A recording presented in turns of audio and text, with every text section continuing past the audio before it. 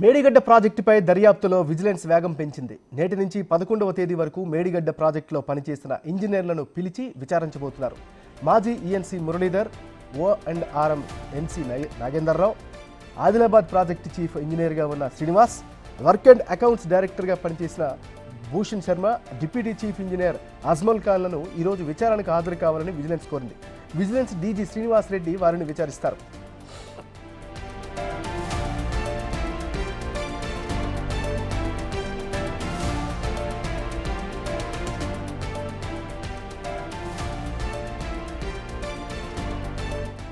మరోవైపు మేడిగడ్డపై పూర్తి నివేదిక అందజేయాలని జస్టిస్ పీసీ ఘోష్ కమిషన్ కోరింది. ఇప్పటికే మేడిగడ్డ ప్రాజెక్టులో 7వ బ్లాక్ కుంగిపోవడానికి కారణమైన 7 అంశాలపై విజిలెన్స్ నివేదిక ఇచ్చింది. మిగిలిన అంశాలపై విచారణ పూర్తి చేసి జస్టిస్ ఘోష్ కమిషన్కు ప్రభుత్వానికి విజిలెన్స్ అధికారులు తుది నివేదికను అందజేయనున్నారు.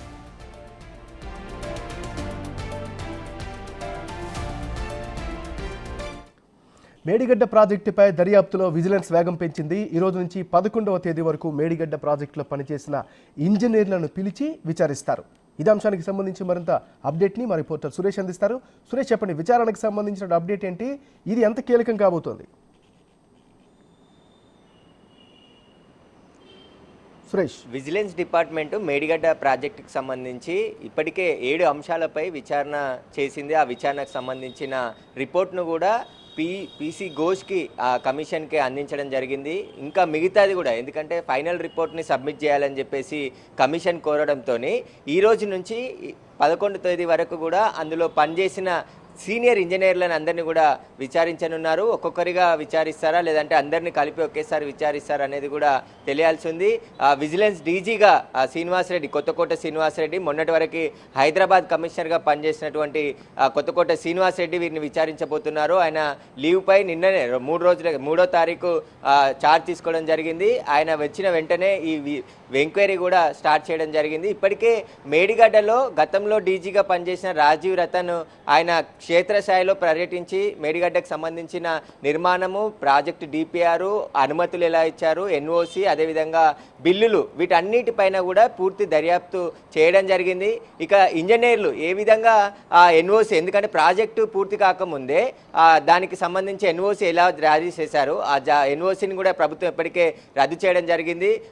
ఆ రిపేర్లు ఏవైతే ఉన్నాయో వాటన్నిటికి సంబంధించి ఎల్ఎన్టీ నిర్మాణం చేయాలని చెప్పేసి ప్రభుత్వం చెప్పింది. కాబట్టి ఇప్పుడు ఇంజనీర్లు అప్పుడు జరిగిన అవకతవకలు కావచ్చు, అక్కడ ప్రాజెక్టు మేడిగడ్డలో ప్రాజెక్టులో నిర్మాణానికి సంబంధించిన అనుమతులు కావచ్చు, డిజైన్ కావచ్చు, పూర్తిగా మెయింటెనెన్స్, ఎందుకంటే ప్రాజెక్టు పూర్తయిన తర్వాత 3 సంవత్సరాల వరకు కూడా మెయింటెనెన్స్ ఎవరైతే నిర్మాణం చేపట్టారో వాళ్ళే చేయాల్సి ఉంటుంది. కానీ ఆ మెయింటెనెన్స్ కూడా సరిగా లేకపోవడం, ఆ ప్రాజెక్టు పూర్తి కాకముందే ఎన్ఓసి జారీ చేయడం, వీటన్నిటికి సంబంధించిన అంశాలపైన ఇంజనీర్లని ప్రశ్నించనున్నారు విజిలెన్స్ అధికారులు. పూర్తిగా ఈ ప్రాజెక్టుకు సంబంధించిన పూర్తి సమాచారాన్ని రాబట్టేందుకు విచారణ జరిపించబోతున్నారు. ఇప్పటికే ఇరిగేషన్లో అనేక మంది ఇంజనీర్లు రిటైర్డ్ అయిన వారందరినీ కూడా పెట్టుకొని ఈ ప్రాజెక్టు పూర్తి చేశారు అని చెప్పేసి కూడా విమర్శలు ఉన్నాయి. కాబట్టి వాటన్నిటికి సంబంధించి పూర్తి దర్యాప్తు విజిలెన్స్ అధికారులు చేయబోతున్నారు. ఇప్పుడు రాజీవ్ రతన్ చనిపోవడంతో ఇప్పుడు కొత్తకోట శ్రీనివాస్ రెడ్డిని ప్రభుత్వం డీజీగా నియమించడం జరిగింది. ఆయన హైదరాబాద్లో చాలా దూకుడుగా 9 నెలల పాటు పనిచేయడం జరిగింది. ఇక్కడ విజిలెన్స్లో కూడా ఆయన పనితీరు ఎలా ఉండబోతుంది, ఇప్పుడు విచారణ ఏ విధంగా జరగబోతుంది, అధికారులను కూడా, ఎందుకంటే ఇందులో మాజీ ఇంజనీర్లు ఉన్నారు, ప్రస్తుతం పనిచేస్తున్న ఇంజనీర్లు కూడా ఉన్నారు. కాబట్టి వారందరినీ కూడా ఈ రోజు నుంచి విచారణకు రావాలని చెప్పేసి కూడా విజిలెన్స్ ఇప్పటికే లేఖ రాయడం జరిగింది. ఈరోజు ఎవరెవరు విచారణకు వస్తారు, వారిని ఎలాంటి ప్రశ్నలు వేయబోతున్నారు అనేది కూడా ఉత్కంఠగా మారింది. దీనికంటే ఎందుకంటే కమిషన్ పూర్తి రిపోర్ట్ సబ్మిట్ చేయమన్నది కాబట్టి ఇప్పటికే 7 అంశాలు, ఆ కీలకమైన అంశాలకు సంబంధించిన విచారణ ఆ రిపోర్ట్ అంతా కూడా కమిషన్కి అందజేసింది విజిలెన్స్.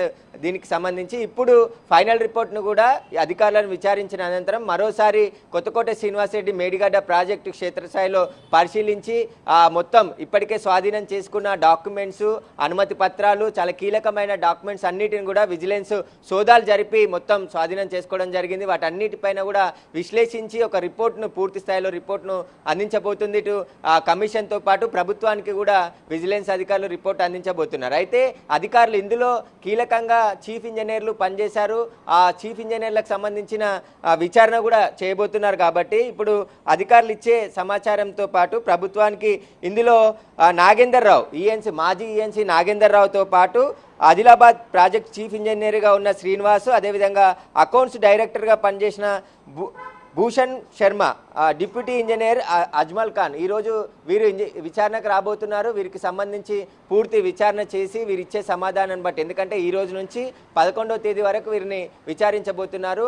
వీరికి సంబంధించిన అనుమతులు కావచ్చు, ప్రాజెక్టు నిర్మాణానికి సంబంధించి ప్రాజెక్టు డిజైన్ మార్చారని చెప్పేసి కూడా ఉన్నాయి. కాబట్టి అంశాలు వీటన్నిటికి సంబంధించి పూర్తి విచారణ విజిలెన్స్ అధికారులు చేయబోతున్నారు.